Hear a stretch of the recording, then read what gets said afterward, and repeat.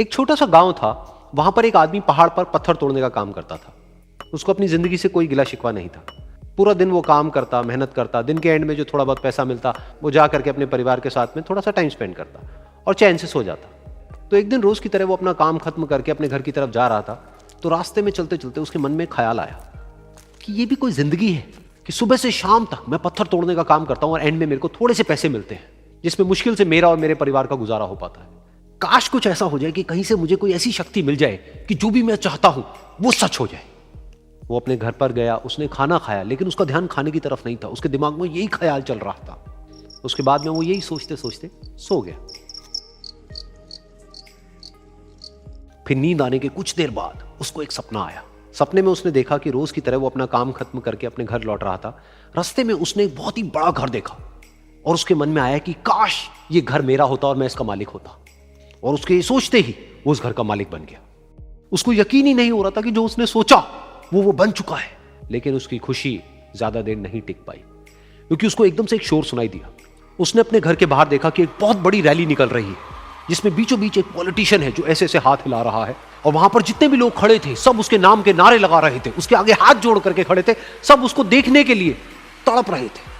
तब उसको यह एहसास हुआ कि मैं कितना छोटा हूं उसके आगे। और फिर उसके अंदर से एक ख्याल उठा कि काश मैं ये पॉलिटिशियन होता और मेरे पास भी इतनी ही पावर होती जितनी कि इसके पास में है। बस उसका इतना सा सोचने की देर थी, वो पॉलिटिशियन बन गया। उसकी खुशी का ठिकाना नहीं था, क्योंकि उसके आसपास में हजारों लोगों की भीड़ थी और सब उसको देखने के लिए तरस रहे थे, तड़प रहे थे। लेकिन उसकी ये खुशी भी ज्यादा देर नहीं टिक पाई। धूप बहुत ही तेज थी और उस पॉलिटिशियन को आदत नहीं थी इतनी गर्मी में रहने की। तो उस धूप की वजह से उसको चक्कर आ गए और वो बेहोश होकर के गिर गया। फिर उसको एहसास हुआ कि ये पॉलिटिशियन सबसे ताकतवर नहीं है, ये जो सूरज है ये सबसे ताकतवर है।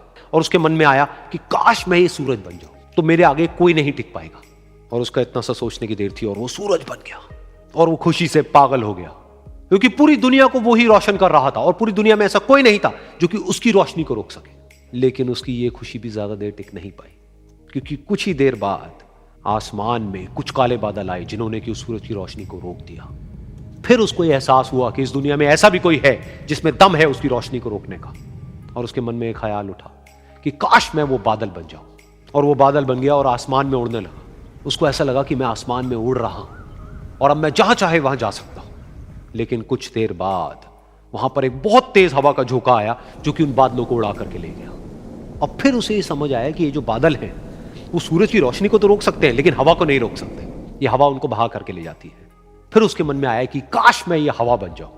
और वो हवा बन गया। हवा बनने के बाद में उसको अपने अंदर एक अलग ही ऊर्जा का अनुभव हुआ।